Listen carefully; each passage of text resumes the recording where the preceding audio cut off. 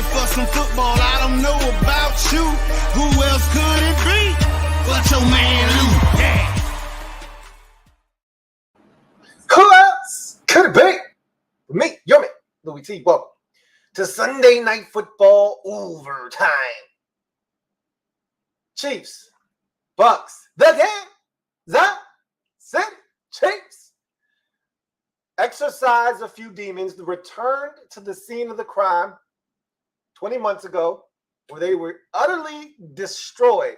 Or as my guy Reed likes to say, the blueprint was given out on how to defeat the Kansas City Chiefs when the Bucs destroyed them in the Super Bowl a couple of years ago. Fast forward 20 months, these two teams have gotten off to 2-1 starts. Maybe the last time we see Brady and Mahomes do battle. Let's hope that that's not the case. But again, in order to see it again, we'd have to see these two teams in the Super Bowl. And I don't know if everyone is on board for that or not. Anyway, I was disappointed in the game itself. High-scoring affair. People love points. That's all fine and dandy. But I've told you already that I am in love with this Buccaneers defense. So, to my surprise, them getting their asses reamed tonight didn't seem like something that I thought I would see. But again, this has been a weird and wacky season where nothing has made sense. So this kind of falls in line with what has occurred in this young NFL season. And really, honestly speaking, I didn't think the Tampa Bay Buccaneers ever fully recovered from the Rachaad White fumble on the opening kickoff of the game. It almost felt like that was all the Kansas City Chiefs needed. That was all of the crack in the door that they needed to kick the door open, force their way in, and just to do utter destruction at Raymond James Stadium, or I don't even know if that's what it's called anymore, in Tampa Bay. But they never looked back after that opening kickoff fumble. They went right into the end zone after that. They scored a touchdown. Brady responded with a field goal. They went right back down the field, scored another touchdown. Before you know it, it was 14-3. And I'm thinking, okay, whoa, wait a minute. This is like, and I said, am I tripping about this Bucs defense? And then Mike Tirico throws out the stat that in the first 3 games, the Buccaneers had given up 27 points total. And in the first half, they had given up 28. And I was like, okay, I'm not tripping. Because this is not the Buccaneers defense that I had come to know and love. The Buccaneers defense that flies around, hits people. Every third down, someone was open. They couldn't get off the field on third downs. It was third and short. It was third and long. It really didn't matter what the down and distance was. They were converting tonight. And Tommy Townsend, the Chiefs punter, didn't punt for the first time tonight until literally with 2 minutes left in the fourth quarter. A minute and actually 40. They ran it down to 50 some odd seconds is the first time he saw the field tonight. Unbelievable that the defense that I told anybody that would listen, this is the best defense in football. Put me to shame tonight. Made me look like a fool. Because, and again, understand who you're dealing with here. You're not dealing with the average bear here, okay? You're not dealing with the average NFL quarterback. You're not dealing with the average NFL head coach.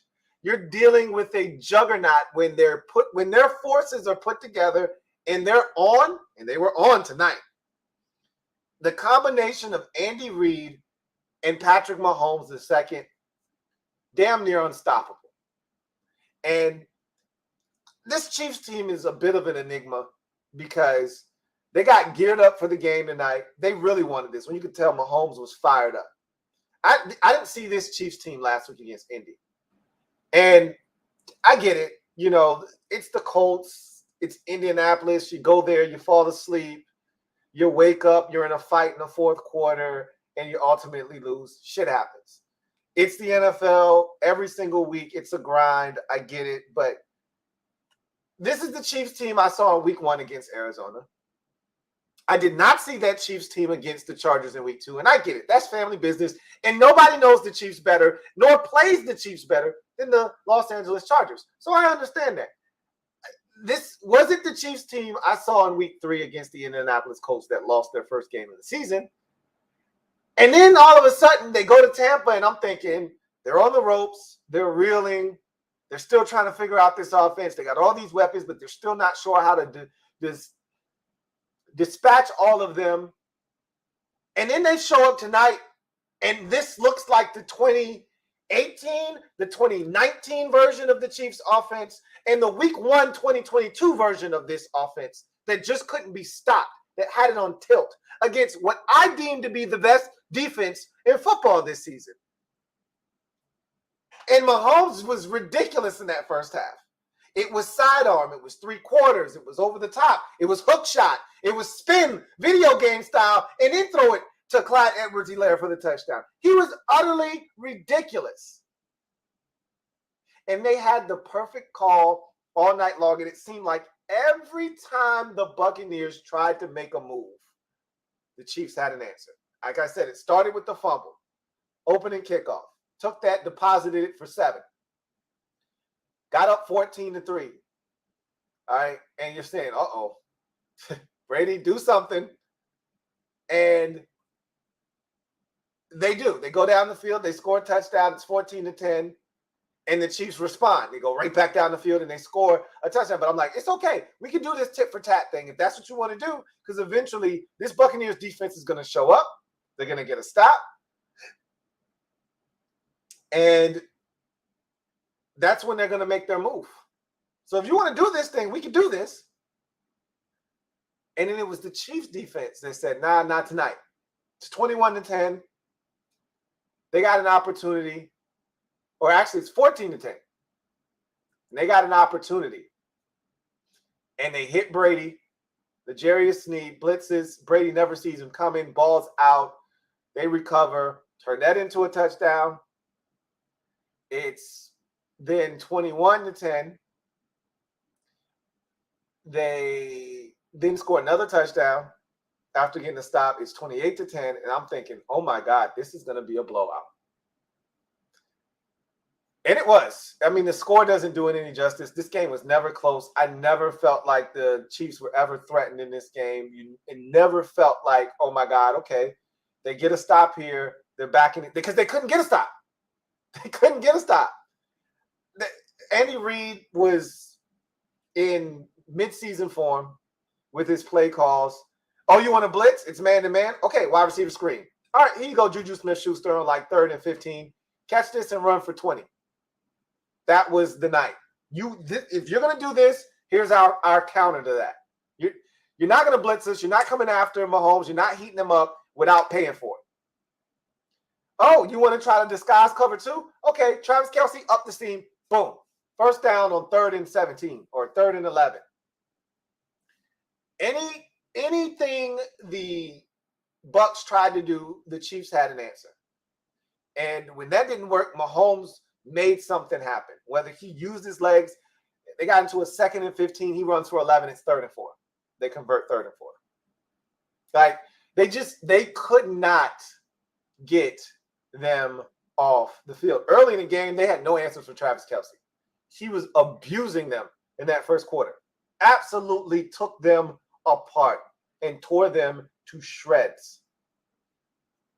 Then that set the tone for everybody else to get involved. And if not for Clyde Edwards-Helaire, and that's how it got to 14-10, because again, Tommy Townsend didn't punt until 53 seconds left in this game.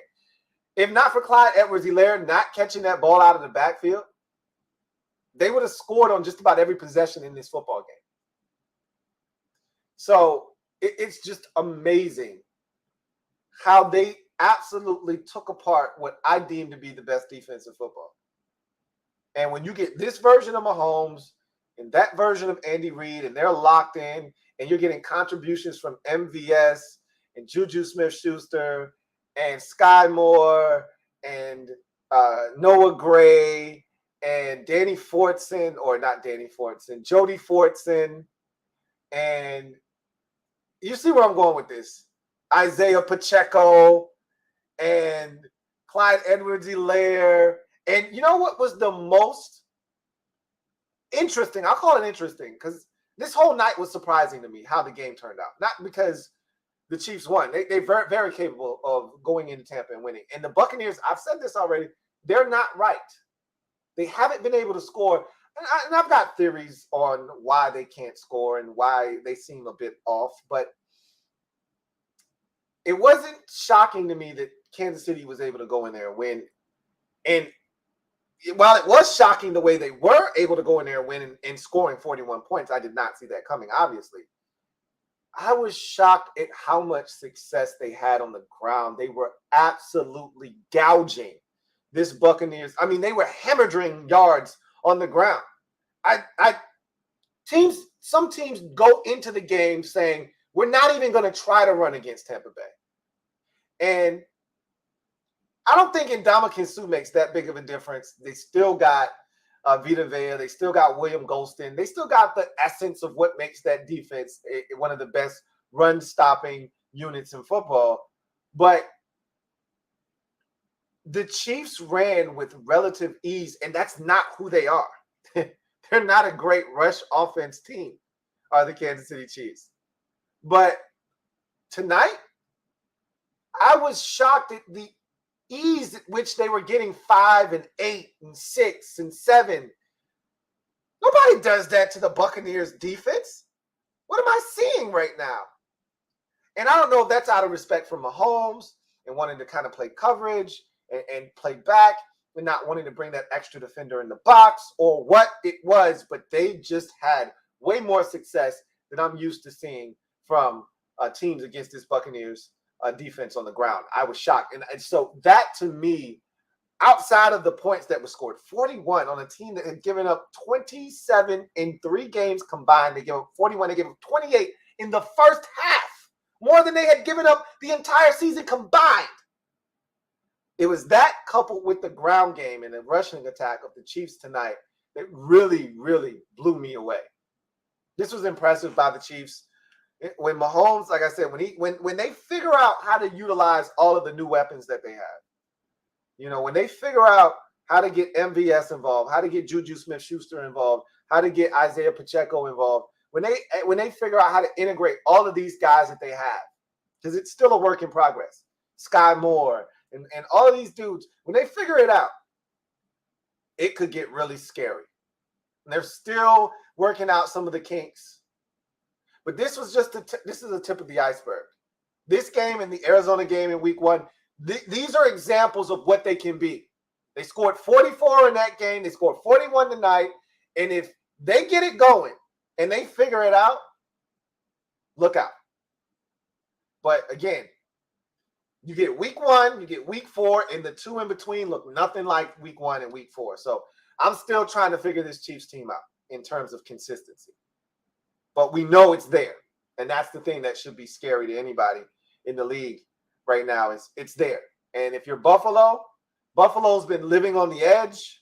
Meanwhile, Kansas City still figuring some things out. I still think those are the 2 best teams in football. But this was impressive because I didn't see this coming. As for Tampa Bay, I think offensively, because I think this is a one-off for the defense because, again, it's Mahomes, man. He's unlike any other in the league. The next closest is Josh Allen. But even Josh Allen isn't Patrick Mahomes. There's only one Patrick Mahomes in the league. So he's a different specimen. So I'm not even going to kill the defense for what happened tonight. I'm just going to chalk it up to Patrick Mahomes and the magic of Mahomes and Andy Reid. And I'm just going to say, hey, they got the best of them. You move on, and this defense will be fine. Offensively, though, this has been a problem all season because the one thing they've been able to hang their hat on is the defense. The offense hasn't been good all season. 19 in week 1, got into the red zone 3 or 4 times, had to settle for field goals just about every single time, except for once. They scored 19 points in a game they dominated and should have scored 30 or 40. Week 2, this game is 3-3 into the third quarter. And then the defense makes some big plays. Brady gets to 1 completion to Bashad Perriman, and they end up running away and winning that game 20-3 or 6 or something like that.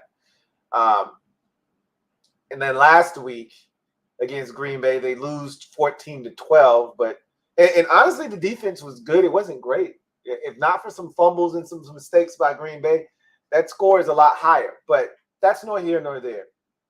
The offense, I really feel like, one, they haven't been able to get into a rhythm. I think it started really, honestly, if we're keeping it a buck with each other, started in training camp when Brady had to leave to handle some family issues, and he wasn't there for a couple of weeks. And that took away from some opportunities for them to get timing and rhythm down. It's a lot of moving parts. You know, you're trying to get Chris Godwin back.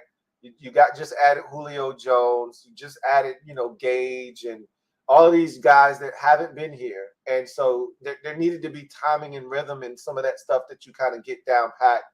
And that they didn't have that time, right? Brady had to play in that last preseason game, and that wasn't enough, honestly.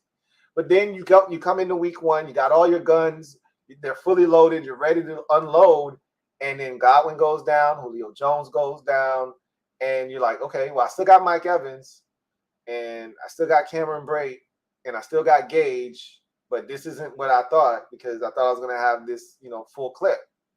Then in week two, Mike Evans gets ejected. You still don't have Godwin. You still don't have, Julio Jones. Now you don't have Mike Evans. He's also suspended for the third game of the season. So you don't have any of those guys that I just mentioned for the third game of the season either. And so you have to go out and sign Cole Beasley, and you're throwing the Bashad Perriman in week three. He's not healthy in week 4, which is tonight.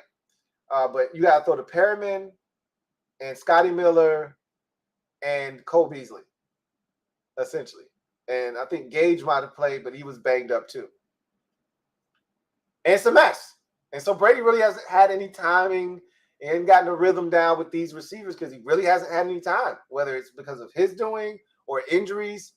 They just haven't gotten that timing down. But you know what I also think, and I've said this before, and I'll say it again, because I really feel like this is what's missing for this offense. They don't have Gronk.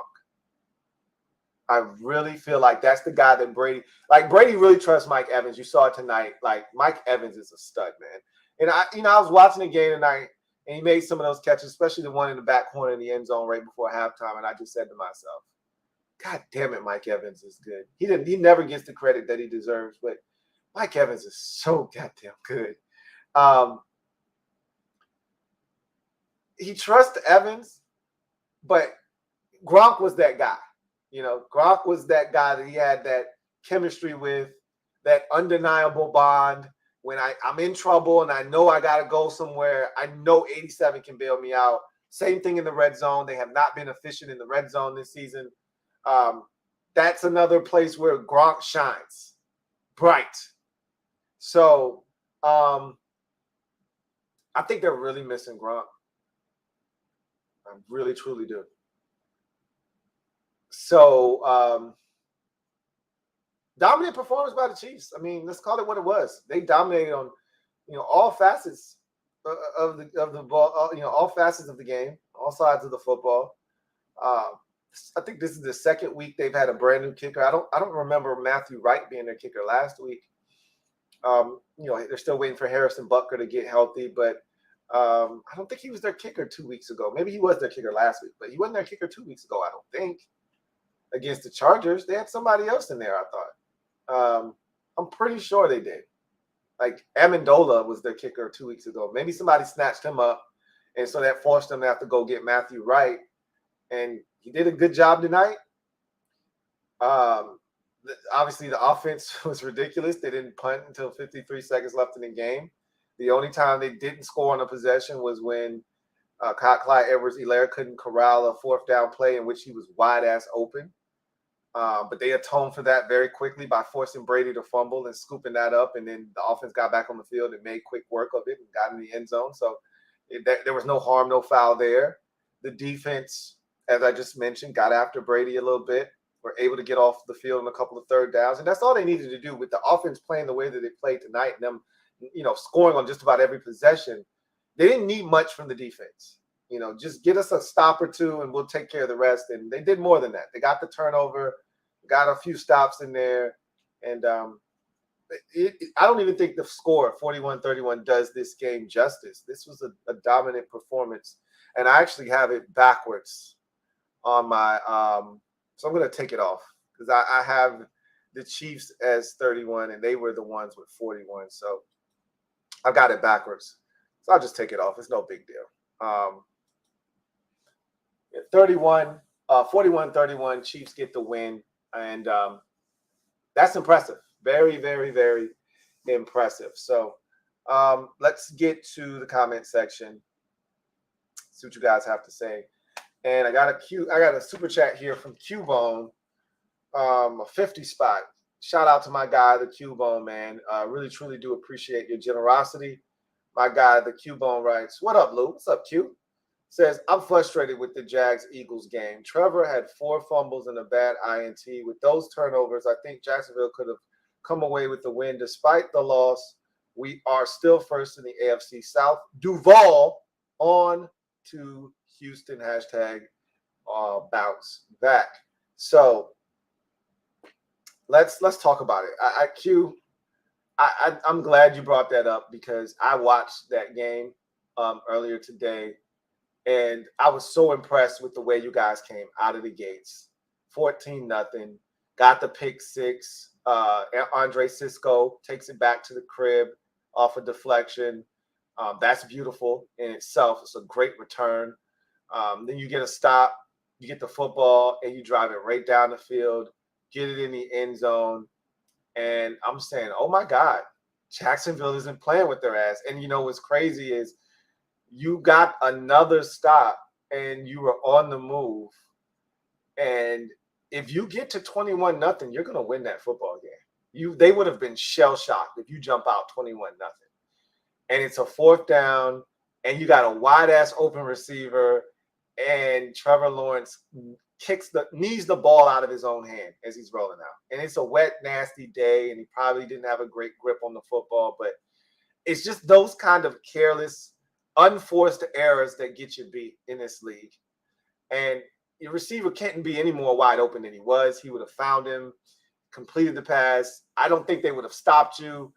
And unfortunately, I thought the game turned on that turnover because the Eagles ultimately, you know, that was a 4th down stop there, and they took that, parlayed it into a touchdown. That settled them down in the ball game, and then it was kind of like the avalanche was on from that point on. They were able to tie the game, and they were able to take the lead. 5 turnovers in the game by the Jaguars. Even after some of the mistakes and, you know, it felt like the game was slipping away. You have a drive. It's 14-21. You got a chance to tie this ball game up, and Trevor Lawrence throws an interception in the red zone. Great play by James Bradbury, but he's backpedaling. He doesn't get enough on it. He doesn't see the defender clearly. He thinks his guy's wide open. Bradbury comes, swoops in, picks it up. That was a backbreaker. You know, that was a dagger. They ultimately take a 29-14 lead. You look like you're dead. You come back, you score, you cut it to 8. You're driving. This game seems like it's over.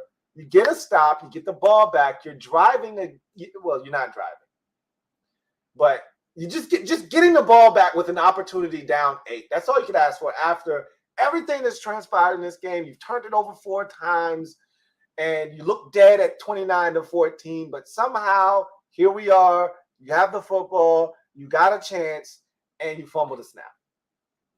And just like that, the game's over. I mean, the ways in which you turned the ball over in this game were comical. It was comical. And to your point, you only lost the game by 8. You dominated the Eagles on 3rd down. They were 4-15 on 3rd downs. Like, they killed you on the ground, which is that's their MO, and it was a wet, nasty day, and you knew they weren't going to be able to throw it as effectively. So the ground game should have been your priority, and Miles Sanders kicked their ass. But outside of that, you held up defensively. You had opportunities offensively, and you just made too many mistakes. The fact that you turned it over 5 times to their 1, and you only lost by 8, speaks volumes. Speaks volumes about your team. But you can't make those type of mistakes and expect to beat good teams in this league. You just can't do it.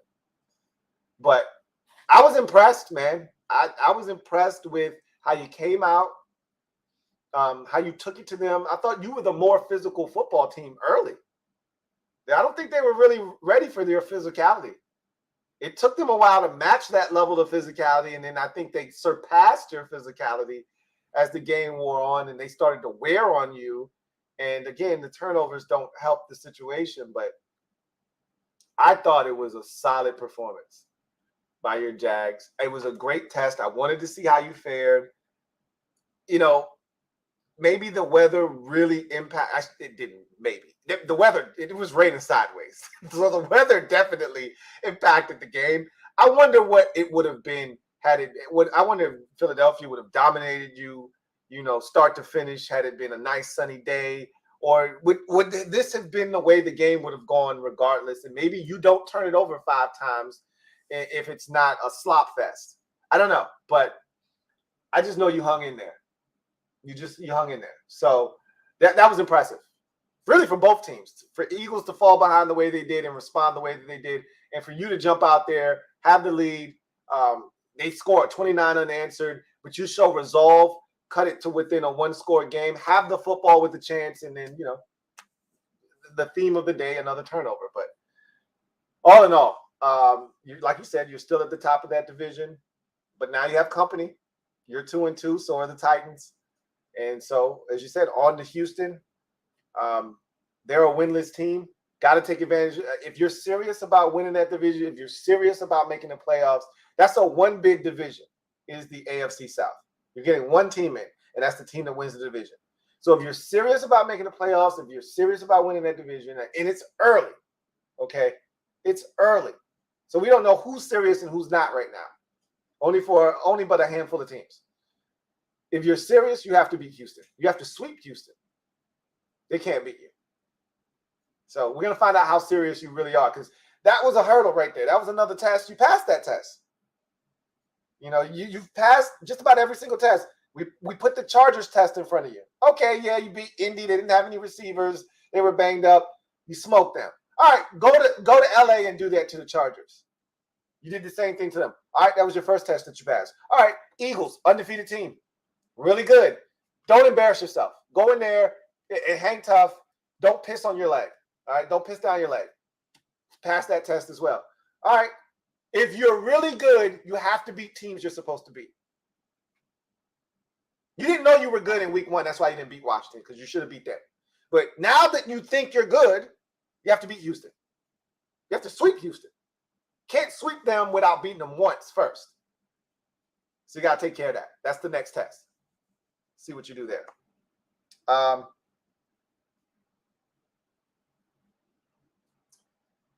The Cubo. Thank you for the super chat. Greatly appreciate you. Double up. Thank you for doubling up.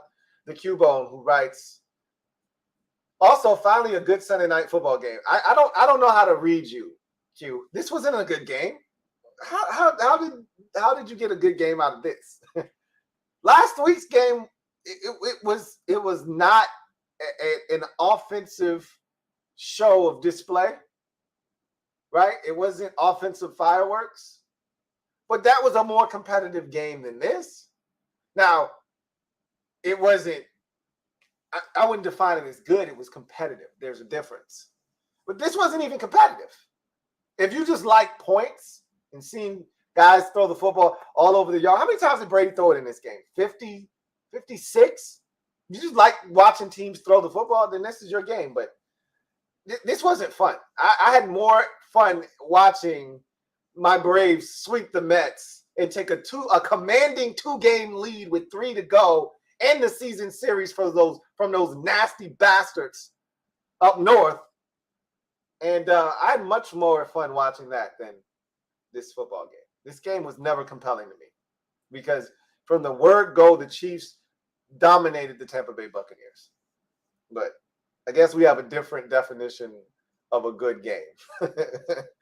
Silver V, thank you for the super chat. Greatly appreciate you, my guy, Silver V. Thank you for being a member of the MOBB. Writes, what's up, Louie T? What's up, Silver V? Tampa can blame that loss on Shaq Barrett running his mouth about padding stats on the Chiefs O-line because the game was really won in the trenches. I didn't know that he had said anything and made any comments that could be construed as, disrespect. I didn't hear about that leading up to the game, but it's never a good idea to trash talk a good team, an elite quarterback, and just a team that has the ability to do what the Chiefs did to the Buccaneers tonight. It's never a good idea to, run your mouth before a game of this magnitude, because this is a big early season test for both of these teams. And the Chiefs passed it with flying colors, and the Bucs not so much. But again, I don't know what was said, but that's not a smart idea to trash talk anybody, whether it's Mahomes, the offensive line, defense, whatever. Not a good idea. Let's see. The Q-Bone, thank you for the super chat. Greatly appreciate you. Let me see. Let me check the audio. It says your mic out, audio sounds off. Sometimes let me check the settings on the audio.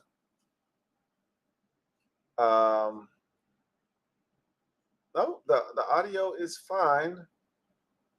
Nope, it's not. It's not fine. And it'll do that. I don't know why it does that from time to time. I bet you it sounds better now. How's that sound? Thank you for that, Q-Bone. I appreciate that. Sometimes I don't know why the app does that from time to time. It will switch to the default audio, which is a microphone and a camera that I don't even use, and it won't use the audio from the microphone that I always use. But I would assume now, I'm just going to check one more time to be okay. Yeah, I would assume that sounds a lot better. It probably sounded like nasaled with that other microphone. It didn't sound full. All right. Anyway,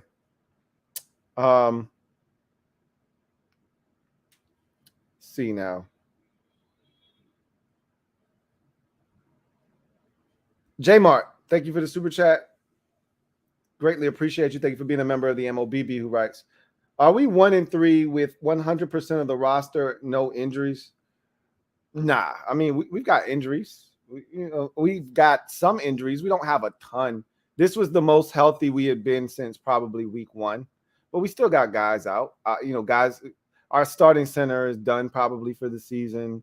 One of our backup defensive tackles, second round pick, done for the season. We've got injuries. It's not like it was against the Eagles last week where you had 3/4 of the defensive line out. Like no Casey Tuill, no James Smith-Williams, no Daniel Wise. And Daniel Wise didn't play in this game. Like, we still got injuries now. I mean, we're not 100% healthy, but we're getting close to getting as healthy as we can get. There was no William Jackson III last week. He was back this week. So, like I said, this was the healthiest we've been, in quite some time. But we still need, Daniel Wise back to give us some more depth on that defensive line. You're still waiting for, now you get to this pup-less portion of the season where these guys are not eligible to be activated. And so you could get Brian Robinson Jr. back. You could get Tyler Larson back at center, which will give us more stability on the offensive line. Obviously, Chase Young, I don't think he'll be playing for another month, if you ask me. I don't think we'll see him until November, but he could potentially be available here shortly. And so we have injuries, but there have been other teams with more injuries than we have, and they found a way to get it done. And so injuries they can be a reason or they can be an excuse. It just depends on who you're talking to. But the bottom line is everybody's got injuries. Figure it out. Find a way. The Cowboys they have more injuries than we have. And they found a way to win 3 out of 4 games this season. No excuse. And one of those injuries was the most important position, which is quarterback. So it's no excuse. Find a way to get it done. The Cleveland Browns are finding a way to get it done. They lost today, but they're finding ways to get it done with Jacoby Brissett at quarterback. Like, Nobody wants to hear your shit about excuses and injuries and this, that, and the third. Find a way to figure it out. And we just haven't. We're not good. Our coaches, our coaching staff, when I watch other teams, I just see so many things that we lack from a coaching staff perspective. It frustrates me because I'm like, who wants to come coach this organization? Who wants to coach for this organization? Who wants to coach this team? And the answer is nobody with chops.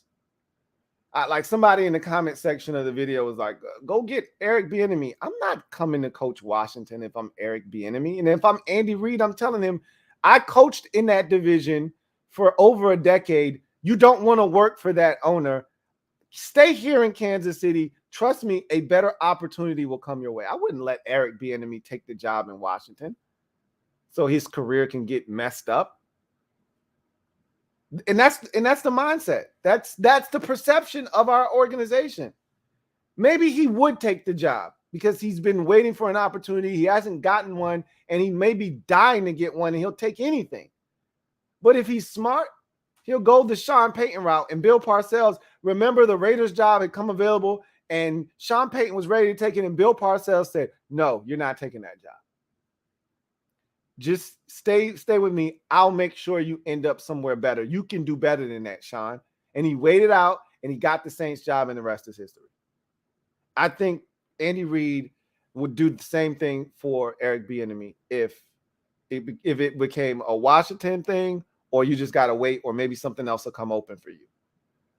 I could be wrong, and maybe somebody else would want the job. Obviously, if you what I want to guard against, what I don't want, and I'm having this conversation with you as if Ron Rivera is going somewhere. I've already told you I don't think he's getting fired anytime soon. So this is honestly a frivolous conversation that we're having, but just for the sake of saying, what I want to guard against is a guy getting the job that otherwise wouldn't get a job anywhere else, but because we're so desperate and nobody else wants a job, we're giving a guy a job that probably doesn't deserve a job. That's what I'm trying to guard against. And we've seen instances of guys getting jobs who weren't ready to be NFL head coaches, and it set a franchise back 2-3 years, which for us, what difference does it make, right? We've been waiting 30 years for a consistent winner. So what's 2 or 3 more years going to do? It's just, who wants to go through that again, right? Like, I just want to get it right.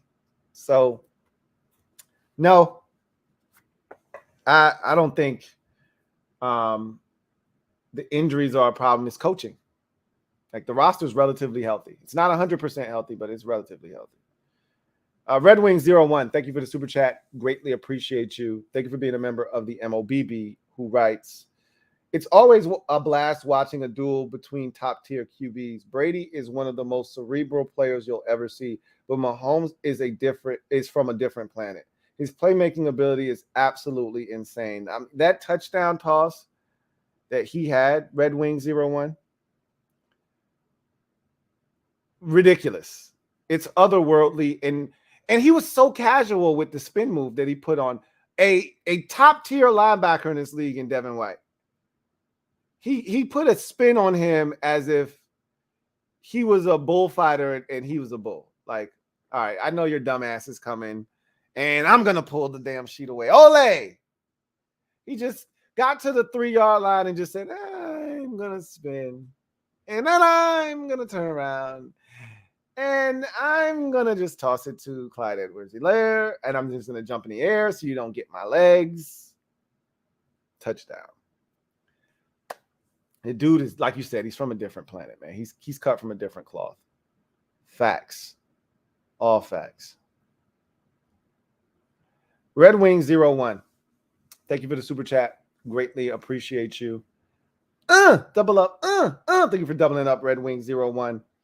Who writes, yeah, it was far from perfect, but I couldn't help fawning over how good Mahomes was. LOL.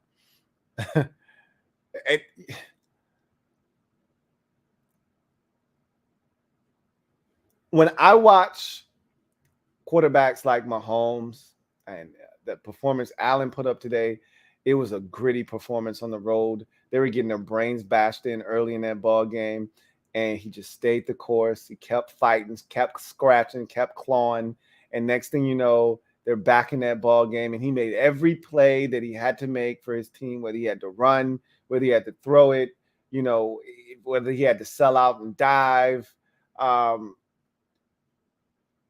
When I watch performances like the one I watched from Josh Allen today, or Brady, Mahomes, any of these elite dudes, it just constantly reminds me of what we don't have and how hard it is to find one of these guys. But how much of a difference they make. And it's hard in this league to win, period. But it's even harder to win consistently when you don't have one of those guys. And so it's tough, man. As a fan, I just want it so bad. I just want one of those dudes so bad. And we're not even close.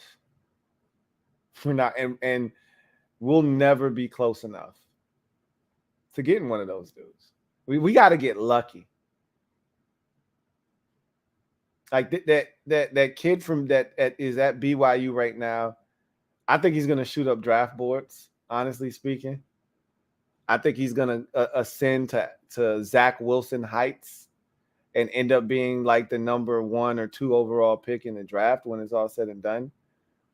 But because I'm not the biggest CJ Stroud guy. He's cool and all, but I mean, I don't trust him.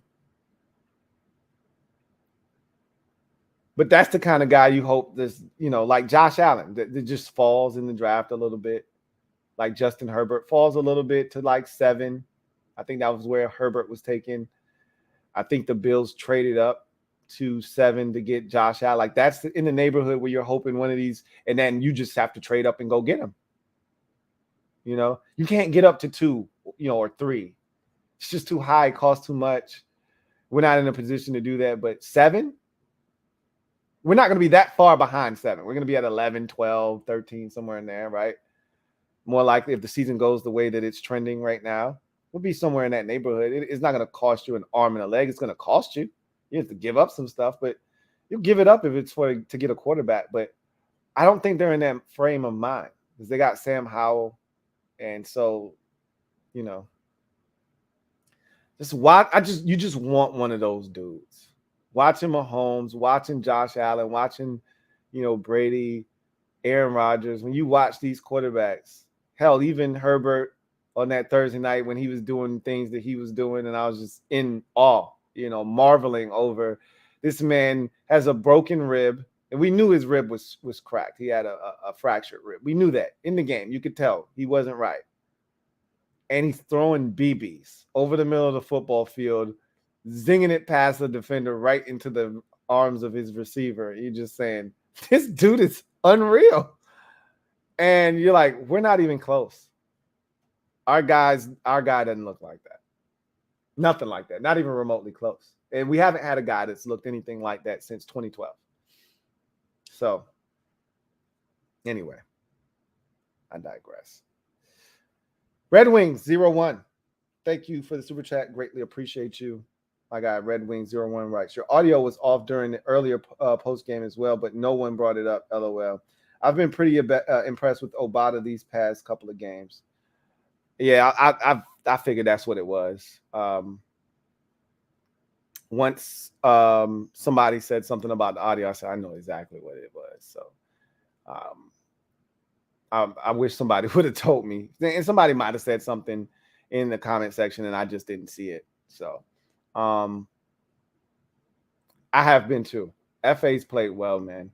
I thought he was one of the better defensive linemen against the Eagles in that game. He got the only sack on Jalen Hurts that wasn't like him sliding or, stepping out of bounds. So the only real legitimate sack that we got against Jalen Hurts was F.A. Obata. I thought he had some good, pressures and stopping the run. He's been a lot more stout remember when Ron said, yeah, he can kick down inside, play the 3 technique. I was like, man, get out of here, Ron. He can't kick inside. He's too small. And he's been holding his end of the bargain up. When he kicks inside, he's been stout. He's been holding up at the point of attack. I've been impressed. Blocked the kick today on the extra point. Didn't know that he could probably scoop it up for you, but he's an international dude. He probably didn't know that rule. That he could pick that ball up and it would count for 2 points if he ran it in the end zone, because he was jogging to the ball. He wasn't full sprinting until he saw the rest of his teammates running after it, and he looked back and saw the Cowboys guy coming, and he was like, oh shit, everybody chasing the ball, maybe I should go get it. He had no idea what the hell was going on. So anyway, I digress. Big Money Sonny, thank you for the super chat. Greatly appreciate you, my guy. Big Money Sonny. Thank you for being a member of the MOBB rights. F this team, Lou. F this team. Hey, it can make you feel that way. I can tell you what, it could definitely make you feel that way. I told you the thing that keeps me sane is that my other teams, like tonight, after I got off the stream with you guys, I was playing catch up with Bucs and Chiefs because I was a little bit behind in that game. But my sanity came from these guys right here. I got off and we were up 4-3, and I watched it the rest of the way, won 5-3. And that's where the sanity for me comes, is that the rest of my teams don't suck. If the Braves were terrible and the Grizzlies were horrible, I'd have nothing to look forward to. One of my buddies, one of my best friends in this entire planet, loves the Phoenix Suns and he's a Braves fan like myself. He's a Phoenix Suns fan in the NBA, and he's a Raiders fan in the NFL. And his go-to move was the Raiders, they frustrate him to no end. So he quits the Raiders probably by October and jumps to Phoenix Suns basketball, because basketball starts, the NBA starts in October. And so he'll go right to Suns because he knows they're going to be good. And the Suns have been good. They had a little drought there, but in the early 2000s with Nash and Stoudemire and Sean Marion and all those guys, when they were good, he'd just go straight to basketball season. And he's back to doing that because the Suns were the number 1 seed last year. They were really good the year before that. And so he'll just quit football and go straight to basketball because he's got an outlet. He doesn't have to subject himself to the Raiders sucking. He can just go to another team that he knows is going to be good, and it keeps him sane. That's kind of how I am. Like, I don't have to subject myself to this all the time. My outlet is you guys, being able to talk to you guys and vent. But it's also going and watching the Braves be successful, win the World Series, have a chance to win it this year. It's watching the Memphis Grizzlies. They had a preseason game over the weekend. I checked that out. They beat the Milwaukee Bucks. It's good to see the fellas back on the tube again. I know we're going to be good. We're young. We're hungry. New pieces. I'm excited. Like, that's exciting. Losing week after week is not exciting. Inventing new ways to lose week after week and hearing the same bullshit from the coaching staff and some of the players, that's not exciting. That's old. It's redundant. So a breath of fresh air for me is actually watching teams that know how to win, watching an ownership group and a general manager in AA with the Braves, Alex Anthopoulos, who knows how to get it done, how to acquire players, how to sign your young core and keep them around for the next decade. That's fun. So I didn't mean to go off on a non sequitur rant, but yeah, sometimes they make you want to say F this team. I get it. Big Money Sonny, thank you for the super chat. Greatly appreciate you. Double up. Thank you for doubling up. My guy Sonny writes, 2 more years from Ron, and then another 3 from some garbage retread or college coach that won't make it happen for us. Hashtag frustration. Hashtag I'm too old for this. And that is the frustration. In there lies the problem, is that I don't have confidence that this group, Ron, not Ron Rivera, but Daniel Snyder, Tanya, and any of those guys that is involved. And what happens to Martin Mayhew? Do all of those guys get fired when Ron gets fired because Ron brought them here? Or does does Dan say, all right, you can stay? The GM and, Martin Mayhew, Marty Hearn, you guys can stay. You can pick the next head coach. Or does he clean house and keep with the coach-centric approach, and the next guy gets full control and autonomy over the roster and the day-to-day transactions and things of that nature? Or does he hire a GM first and then allow that GM to hire the head coach? Who knows? Dan is clueless, so who knows how this is going to go? All I know is whatever it is, it's probably not going to work. And again, in there lies the problem.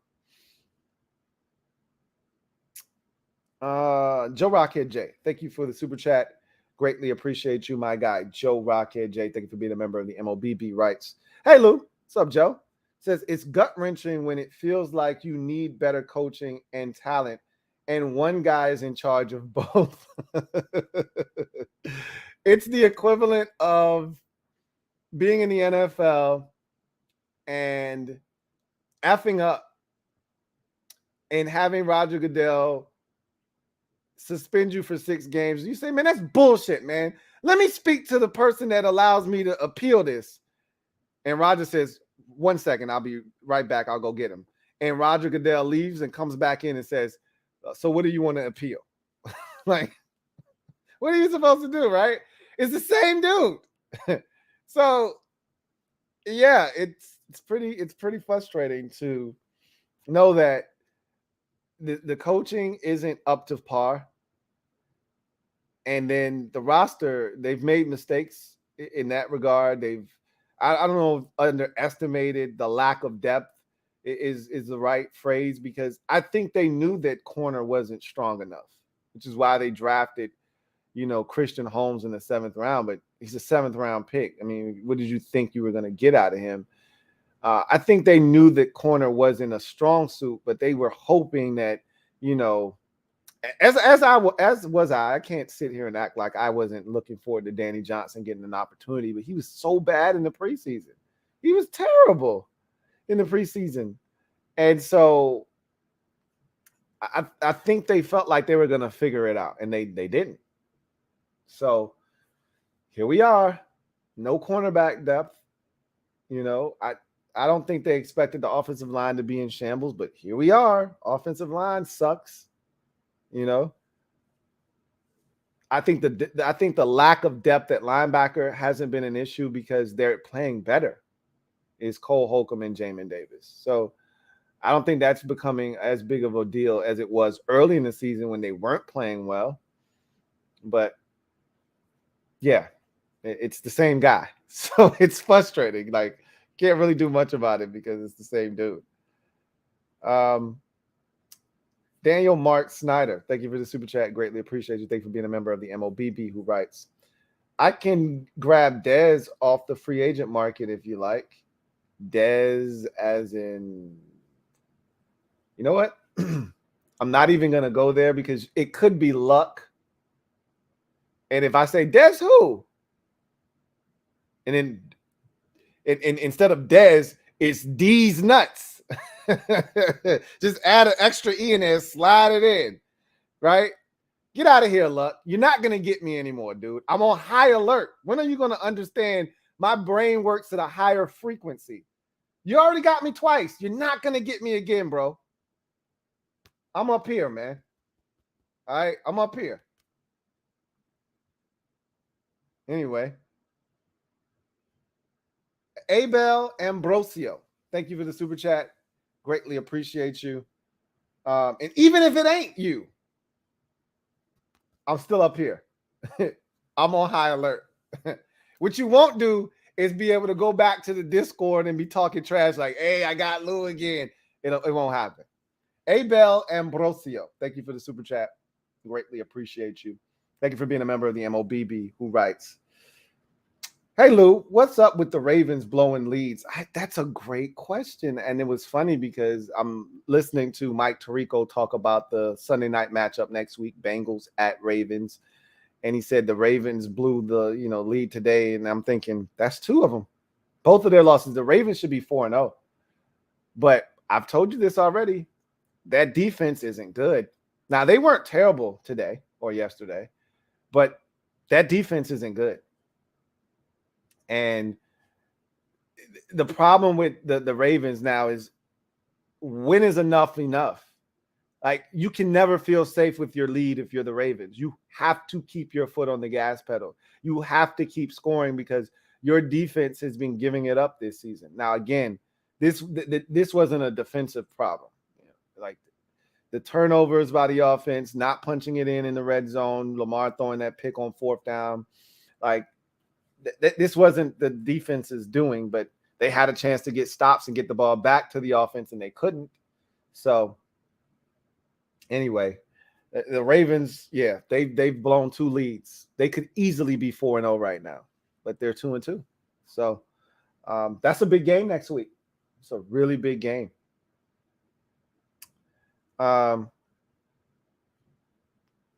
Red Wings 01. Thank you for the super chat. Greatly appreciate you. Red Wings 01 writes, I know you haven't seen the Packers versus Pats game. I haven't. He says, but while Rodgers is clutch, it feels like he does the bare minimum to win. His receivers ain't helping. I've always felt that way about Rodgers. Like, he's a little bit further down the list of quarterbacks when you talk about, hey, I got to drive, minute and 41 seconds left. You got to go 91 yards. You got 1 timeout, or it's, 57 seconds left, no timeouts, and you got to go 73 yards. He's not at the top of my list. I could probably reel off 4 or 5 guys ahead of him because, as you just mentioned, he does the bare minimum, And like you said, his receivers are green, they got some veterans in there too, but the young boys are there, and so he's relying very heavily on them, and it's tough. But this goes back to the Tampa Bay, playoff game 2 years ago. It goes back to the playoff game against San Francisco last year. He doesn't get it done. He's had opportunities, man. He hadn't gotten it done. So I take Matthew Stafford before I take him in a 2-minute situation. I definitely take Mahomes or Brady in a 2-minute situation before I take him. I take Justin Herbert in a 2-minute situation before I take him. Like I said, I could rattle off 4 or 5 guys. I take Joe Burrow probably before I take him in a 2-minute situation. Like, they're dudes that I just trust that they're going to figure it out. They're going to get it done. And I don't always feel that way with Rodgers. I don't feel like he always comes through, but I know they won in overtime, so can't wait to watch the game and see how it turned out.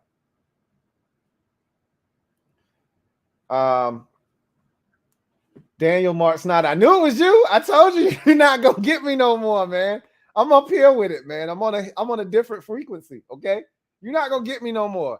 Like, you'll be able to come back here and be like, oh, I got Rio again. You'll never be able to go to Rio stream and be like, yo, I got Lou. It's over, bro. It's done. You could change your thumbnail and your name a million times. You will not get me, bro. If it just even seems suspect, just slightly, I think it's you, and I'm blowing it up. Blowing it up. Good try, though. Good try. Joe Rockhead J, thank you for the super chat. Greatly appreciate you. Double up. Thank you for doubling up. Who writes, they gambled on continuity instead of talent level. They did. That is exactly what they did. They banked on continuity overshadowing the lack of talent that they didn't add, onto the roster. They hoped that continuity would close that gap. So they gambled on continuity trumping talent and saying that, hey, this team may be more talented than us, but our guys have played together for 3 years now, and so we're hoping that closes the gap and gives us a chance. And what they're finding is, nope, talent still wins out, and your continuity is cool, but you really don't have as much of it as you think. And so that gap isn't closing the way that you thought. It's still a sizable, distance between teams with talent, real, true talent, and our roster. And the continuity isn't closing the gap. So you're right about that. Red Wings 01. Thank you for the super chat. Greatly appreciate you. Red Wings 01 writes, I'll let you watch the game before I say more, but I will say that Bailey Zapp looked pretty good. I bet he did, because in New England, he's in the perfect place. Like, even though I've talked mega shit about the Patriots offensive scheme this season and what it is and isn't. I told you they looked good a couple of weeks ago against the Ravens. They looked like a credible NFL offense. So maybe they're figuring some things out in New England. And Bailey Zapp is the perfect quarterback in New England because he fits what they're, just like Mac Jones fits what they do in New England. Like, you put Mac Jones somewhere else and he may not be a great fit, but you put him in New England and it's a perfect fit, hand in glove. Same thing with Bailey Zappi. But I didn't even know he was starting. I just assumed Billy Ho was going to get the start. So that gives me even more intrigue to watch that game, because I thought it was just Billy Ho. I didn't expect to see Bailey Zappi get any run. So interesting. All right. Big Money Sonny, thank you for the super chat. Greatly appreciate you. My guy Big Money Sonny writes, did you see Dan rocking the jailhouse slippers today, running away from the feds? Dude is a clown and in love with Jerry Jones. No, I haven't seen anything. I haven't seen anything, of the sort. Have no idea what you're referring to. I put nothing past any of these dudes, but we know Dan is a clown, like you said. He's definitely a clown. Anyway,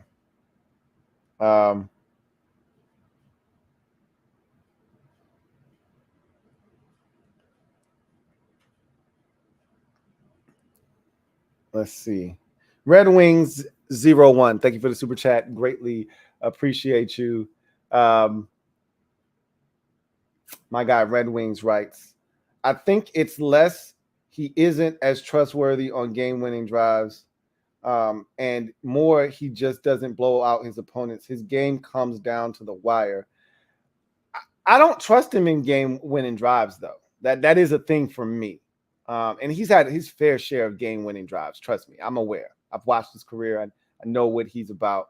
But a lot of his games do come down to the wire, but that's not it either. It's not about just the close nature of a lot of his contests. It's more about the fact that I just don't trust him like I once did.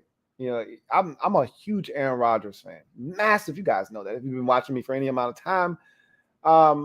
And for a while there, I was an apologist. Like, when he wouldn't get it done, I'd try to come up with some cockamamie reason as to why. Oh, he's carrying this part of the team. The defense sucks. He's always got to do this. Mike McCarthy is a clown. He's got to overcome him. And I used to make up all kinds of excuses. But at the end of the day, you watch Brady, you watch Mahomes, you watch all these other guys get it done, and he repeatedly doesn't. Man's been to like 7 NFC championship games and is only played in 1 Super Bowl. Like, at some point, and yeah, look, it's not just all him. We all remember the Seattle game where all they had to do was recover an onside kick, and the guy muffed it, and Seattle got it back, and Russell Wilson tied it up. They went to overtime and beat him. We all remember that. That wasn't his fault. We remember the year in 2012 when or 16, the Falcons were just a juggernaut. And their defense that year in Green Bay was awful, and he had drugged them all the way to the NFC Championship game, but he wasn't going to outdo Matt Ryan, who was the MVP that year, and that offense they just had it on tilt. There was nothing he could do. So there's been years like that, but then there's the recent years. There's the 49ers game last year. There's the Buccaneers game. He had the football 3 times with a chance to win. 3 drives. They had 3 opportunities, and they couldn't get it done. No excuses. Got to find a way to get it done. So, yeah. I mean, close games, it is what it is. Winners win, and Aaron Rodgers is a winner. But when it matters most, is he a winner? And for me, the answer has been too often no. DJ23, thank you for the super chat. Greatly appreciate you. DJ writes, hey, Lou, this team is lucky. I'm not a quitter, but they make it so easy to. I had enough of the coaches and players just giving up. I guess I like toxic relationships. LOL. You're right about this team making it easy on you to just say, to hell with them. I'm done. Because they never give you a reason to hope. They never give you hope that they're turning the corner, right? So we're stuck in the same rut every year since the 2015 season, since 2016. And really, 16 was 8-7-1. So it's kind of lumped into what I'm about to say. But since 2015, when we went 9-7 and won the division and hosted the Packers in the playoff game, all of these seasons kind of bleed together. 16, you're 8-7-1. You missed the playoffs. 17, you're 7-9. 18, you're 7-9 again, if I'm not mistaken. You started off well, and then Alex Smith gets injured, and the bottom falls out of your season. I think you end up 7-9. Then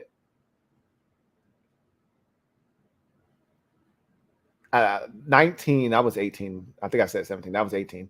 19, Gruden gets fired, and you go 3-13. That's kind of an outlier. Then Ron shows up. You're 7-9. You win the division because it's trash. The next year, you're 7-9. And this year, we look like a 7-10, or I said 7-9. We were 7-10 last year. This year's team looks like it's 7-10, 8-9, somewhere in that general vicinity. That's who we've been. So they make it easy to just say, I already know what this is. I don't even need to watch. 7-10, 8-9. I don't need to watch. I know what you're going to do. So, yeah, they make it very easy for you to just check out. It is a very toxic relationship for most of these fans. Abel Ambrosio, thank you for the super chat. Greatly appreciate you. Double up. Thank you for doubling up. Who writes, you were right about Pickett playing versus the Jets. I didn't expect them to pull the trigger, but I said this would be a great spot. But they didn't anticipate doing that. And I don't know what happened. I didn't watch that game yet. I don't know if there was an injury or if he being Mitchell Trubisky just wasn't playing well and they just went ahead and made the move. But to me, if you're the Steelers, what are you waiting on? You're going to suck this year. This may be the first time Mike Tomlin doesn't have a 500 record in his career. You're not going to be good this year. And knowing Mike Tomlin, he'll still find a way to make this thing 9-8 somehow, some way. But this probably is like a 7-10, 8-9 type season for Mike Tomlin and the Steelers. Now they get TJ Watt back. He starts sacking quarterbacks, forcing fumbles, and all of a sudden, I could be talking about the Steelers being 9-8, 10-7. But if whatever the case may be, whether you go 9-8 or whatever, just get the Kenny Pickett era started, because the faster you get him in there, the faster he gets his feet wet, the faster you figure out if he's the right guy or not, which I think they really feel like they spent the first round pick, so they're going to give him an opportunity. The faster you figure all this stuff out and you get him in there, the faster you're going to be able to get back to contending if this guy is legit. So I thought it was a good move. It sucks because of what's coming down the pipeline. But hey, look, eventually he's going to have to play against tough defenses and he's going to have to take his lumps. So just start that process now. So it was good to see them do that. It sucks because you're thinking, hey, he comes in there, he scores 2 rushing touchdowns. They're going to get the win. And then Zach Wilson goes apeshit in the fourth quarter, leads them on 2 ridiculously long touchdown drives, and they win the game. Wow. Good for Zach.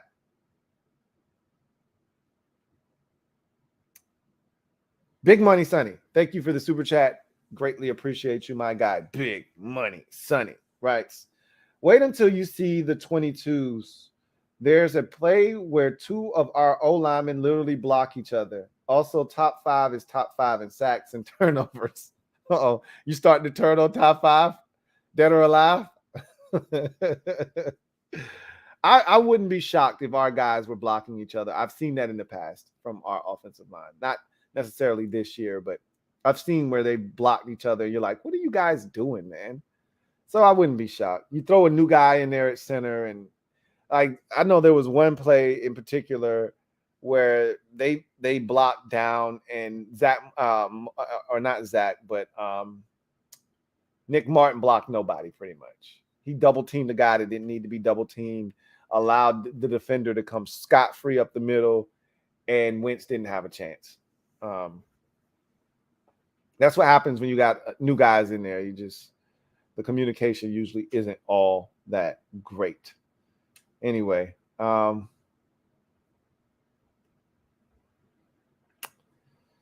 take a couple comments. My guy Ree, his team played tonight. Let me see what Ree's talking about. This team just isn't the same, Lou. There's something missing. I've told you what I think is missing. I'd love to hear what you think is missing. What do you feel like isn't there that's like a missing ingredient that's been, what has kept you guys at the top of your division and one of the best teams in football, but isn't there this year? I'd love to hear what you think. Ree says, every time I start to get confident, the Bucs do this to me.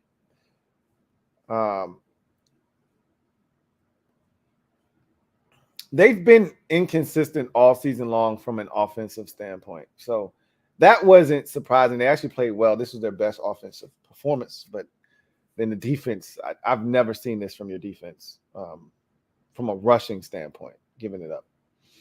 Mike Evans is a first ballot Hall of Famer. I would concur with that statement. He's done things in NFL history that no other player has done. I think he is alone in the 1,000-yard seasons to start a career. I think it's 8 straight for him or something like that, and no other player has done it. I think AJ Green had done it 6 or 7 times, and he's past him now. So he's in a category all by himself, and it's hard to do that in NFL history, to do something nobody else has ever done. It's hard to do that. Sammy J12, where that dude Atlas at? I won't forget when he said Mahomes was aggressive and was Winston-esque. Yeah, he's not going to show up tonight because he's a Bucs fan. They lost, and they lost to the guy that he called Winston-esque. So you won't see Atlas tonight, which is unfortunate because he needs to pay for his sins. But you won't see him tonight. But, yeah. Ree says, this was the best defense in football leading up to this game. We have Atlanta and then Pitt and Carolina. So our opening month from hell is over. We could be a lot worse than 2-2, I guess. Absolutely. And there's not many astute things that Chris Collinsworth says during a broadcast, but he did say something that caught my attention that I never really quite gave any thought to until tonight. When he said that, I was like, interesting.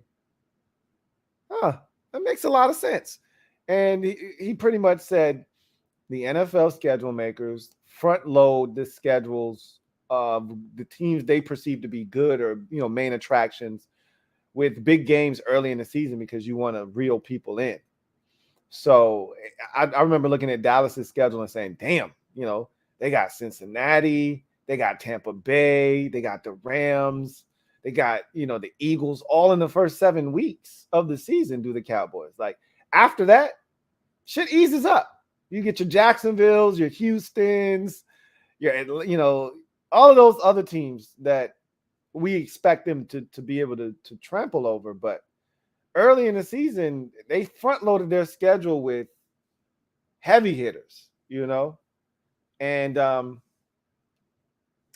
they did it with Kansas City. They did it with Buffalo. Buffalo's played, and again, the league didn't know Miami was going to be this good, but Buffalo has played the Rams, the Ravens, the Dolphins. Now, I'm trying to think who they played in week 2. I don't recall who their week 2 opponent was. Oh, they destroyed Tennessee. But those were some big games. The Rams on a Thursday night to kick the season off, the Dolphins last week with the Tua situation, and then they play the Ravens today. Like, that's a tough schedule to start the season off. Look at Kansas City and what they've done to start the season off. They Arizona on the road at Arizona. Then they had the game against the Chargers in week 2 to start off the Thursday night football schedule. And then they had the Bucs on the road here. Like, a lot of these good teams have their schedule front loaded with just brutal games. So yeah, that stretch for you is over. Now you can kind of settle in. You should be able to dominate some of those teams that you just brought up and mentioned. But man, I tell you, it's not easy. The NFL doesn't take it easy on the good teams early, but that's why those teams are what they are. They're good teams. So if you're a good team, if you're as legit as you think you are and the NFL thinks you are, you'll navigate. You won't come out of that stretch any worse than 2-2. I mean, look at Cincinnati's start to the season. Home for Pittsburgh, which is family business, but that's always a battle. Lose that game. At Dallas, lose that game in heartbreaking fashion. You're 0-2. Then you get the Dolphins. Again, they didn't know the Dolphins were going to be 3-0, but then you get the Jets, which gives you a chance. I wrote a prescription for the Bengals. Hey, go see the Jets. Come back and see me on Thursday. They took care of the Jets. They get the Dolphins, who were undefeated previously, and they beat them. But that's a tough start to the season. Now they got the Ravens on the road on a Sunday night. Like, it just doesn't stop. The hits keep coming, right? Eventually, it'll slacken up a bit, but it's rough for these good teams. They were in the Super Bowl last year. What would you expect? So, anyway, I digress. Joe Rockhead J, thank you for the super chat. Greatly appreciate you, my guy. Joe Rockhead J writes, top 5 dead or alive is now top 5 dead on arrive. Thus, we can't taste the juice. Oh, so he was DOA, man. He was dead on arrival, huh? Some will say that was the case. That's when you're on 3 teams in 3 years, you're dead on arrival. But I just refuse to put the bulk of this on Wentz, because again, and this is what a lot of people failed to realize, is that when we acquired him, we knew what we were getting ourselves in. This wasn't some kind of a surprise. Like, oh man, Wentz isn't as accurate as. No, we knew he was inaccurate. Like, oh man, Wentz holds on to the ball too long. Duh, we knew he held on to the ball too damn long. But that was the essence of why we acquired him, was because we thought we could change the narrative. We thought we could protect him. We thought we could put weapons around him. We thought we could insulate him with the run game, which is why we drafted Brian Robinson. We thought we could do everything that other teams failed to do around his talent, and we thought we could be different, but we're not. And so, hence, Carson Wentz looks like the end of the season Wentz with the Colts. He looks like the 2020 Carson Wentz with the Eagles. And so everybody's like, I told you so. I told you so. Like, aha, gotcha. But I can't speak for anybody else. I can only speak for myself. I never felt like Carson Wentz was the savior. I thought he gave us a chance after looking at the schedule last year and how we fared, and looking at the schedule this year and how it's set up and all the weapons that we have on offense. I said, I think the defense can bounce back. I didn't think the defense would be the catalyst. I thought that would always be the offense. But I said, I think the defense could be middle of the pack, and that's all we need them to be. If this offense is what I think it could be, we just need the defense to just not throw up all over themselves. If they don't urinate down their leg, we should be fine. Now we're talking about if the defense can just give us a chance, because they're the engine that powers this team. And now we're just like, offense, you just don't piss all over, all over the blanket. You don't wet the bed. And maybe we'll have a chance. It's crazy to me. But right now, top 5 dead or alive is top 5 dead on arrive. That's a good one. That's a really good one. Red Wing 01, thank you for the super chat. Greatly appreciate you. Red Wing 01 writes, J-Dot got as many touchdowns as I thought he'd have all season. Doesn't he? I think he's up to 4 now, right? Let's see. He had 2 in the Jacksonville game. He had a 2-point conversion in the Detroit game. He had he caught the same route in the Detroit game. So he had one in the Detroit game. And then he didn't have any against Philadelphia. And then he had one today. So yeah, 4. And I think he's got a 2-point conversion, if I'm not mistaken, too. Maybe I might be tripping. Maybe he doesn't have a 2-point conversion. Thought he did. But yeah, he's killing it from a touchdown perspective, but he's not killing it in the yards and catch department. Like Chris Olave is killing it in that department. Like Olave was the rookie of the month offensively. He didn't have a touchdown to his name, but he had 24 catches and like 300 and something yards in, the month of September. And I don't even know if Jahan has 12 catches this season. I don't think he's had more than 4 in any game this year. So I'd say after today's game, I think he had another 3 catches today, if I'm not mistaken. The biggest output he had was the Detroit game. He had a 40-yard catch in that game. So I'd probably say he's probably somewhere around 15 catches on the season, maybe 14, 13, somewhere in that general vicinity. I don't think he's any higher than 15. The yardage isn't up there. Probably has 200 and something yards, low 200s at that. If I had to guess, I'd say like 227 or something like that. But he's got 4 touchdowns. That's huge. And again, I think my number for him was like 6 touchdowns, something like that. He's going to smoke that if he stays healthy. Again, he left the game. I don't recall if he returned or not, but he had a hamstring because I went back and checked. I was like, am I tripping? Was I tripping? No, I wasn't tripping. I saw him grimacing after he had that little catch where he had to go down and get it. And then after he got held and they called that penalty, he told him to come get him. So he checked out of the game. And I don't know if he ever came back in the game. So I'm a little nervous about that. Red Wing 01, thank you for the super chat. Greatly appreciate you. Who writes, 600 to 800 yards, 4 to 6 touchdowns was my prediction. He's going past that for sure. And again, he's the most natural receiver on the team. I've heard people say that he's already the best receiver on the team. That might be the case, Doesn't take anything away from Terry. He's still a hell of a receiver and a big-time player for us. But I think Dotson is just more natural as a route runner, natural hands, all of that good stuff, even though he dropped the pass against the Eagles, which is uncharacteristic for him. But he's the complete package, So I hope he's healthy because he's a difference maker, especially in the red zone. We've seen that already. Daniel Mark Snyder, thank you for the super chat. Greatly appreciate you. Who writes, I'm trying to score a $20 of shroomies for our quarterback 1. What are you talking about? Look, I don't know.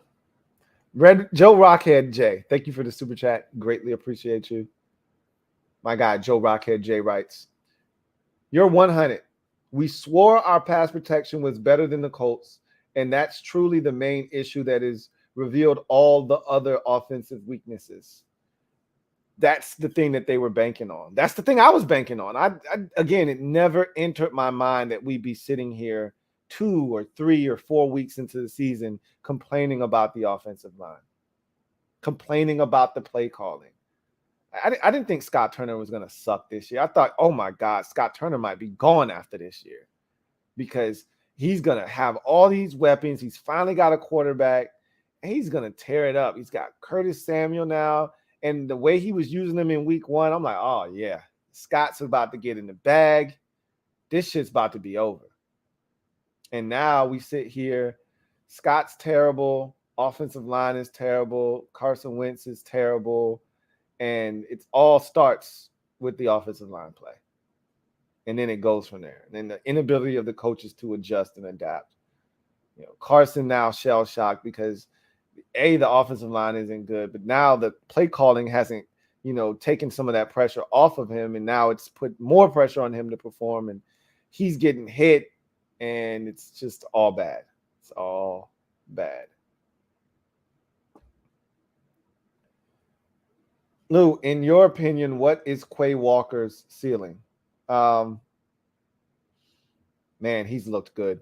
I haven't watched this week's game, but he flashed in week 1 against the Vikings, even though you lost that game. I thought he was exceptional in the Bears win in week 2 on a Sunday night. Man, is he flying around. I mean, he could be up there. And, there's a certain category of linebackers. I think Fred Warner and Shaquille Leonard are like the gold standard inside at middle linebacker.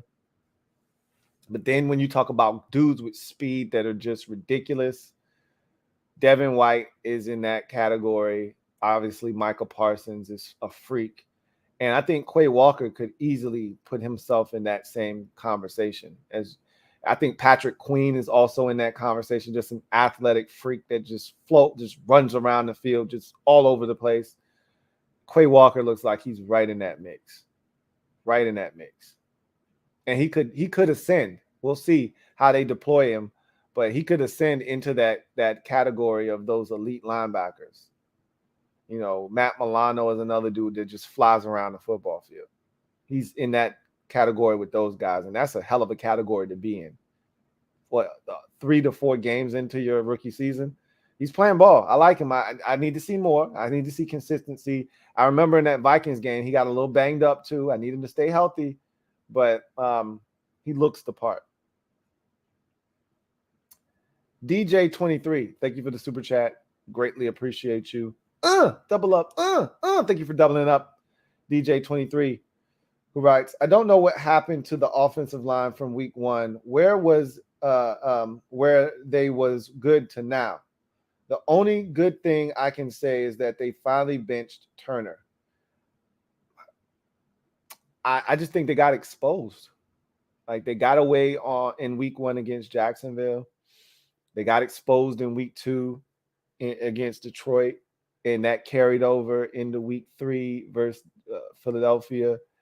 And what happened too was, some of it was the offensive line, but then Wentz's cage got rattled. Now he's doubting the offensive line. Now he's not comfortable. And so he's pressing, and now it's really getting the offense out of sorts. And then it changes the way Scott Turner, because now he doesn't trust Wentz. He doesn't trust the offensive line. So now it's altering the way he has to call games. And so it's unraveling. It's like an onion, and you just keep peeling back more layers, but it starts with the offensive line's inability to protect. And then you go from there, and you just keep peeling back layers, and we find more and more mistakes. So I really think that they have to continue to they have to continue to shake things up until they find a formula in 5 guys that work. First, you got to find the 5 guys that you're comfortable riding with, and then you have to find a formula that works for those 5 guys. So I think they're in the process now of trying to find out who are the 5 guys. I think when Tyler Larson comes back, I don't know if they're just going to throw him in there. It may be Nick Martin for the remainder of the season. Who's to say? But if Tyler Larson comes back, they feel good about Tyler. Tyler looks good, and he jumps right in there. He knows the offense, so it's not like he's got to come back in. But he does have to get into game shape and into conditioning. And there's no getting around playing football and getting into football shape. There's being in shape and then there's football shape. It's two different things. And he hasn't played in the football game in over a year. So the likelihood that he's just going to be able to jump in and not have any issues from an endurance standpoint is slim and none. So I don't really know how that's going to go, but they at some point they have to figure out if he can do it or not, and if he's an upgrade over Nick Martin, which I think he would be. So again, we will see.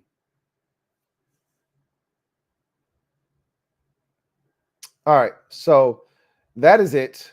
That's going to do it for me, your man Louie T, here on Sunday Night Football Overtime.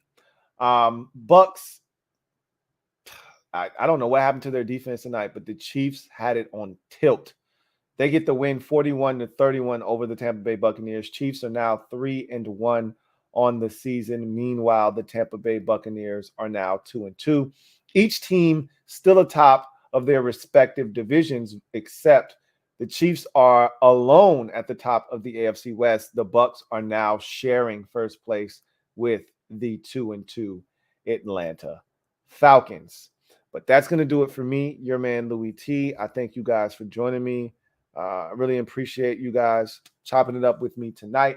I look forward to chopping it up with you tomorrow night. We've got Rams at 49ers for a week 4 capper.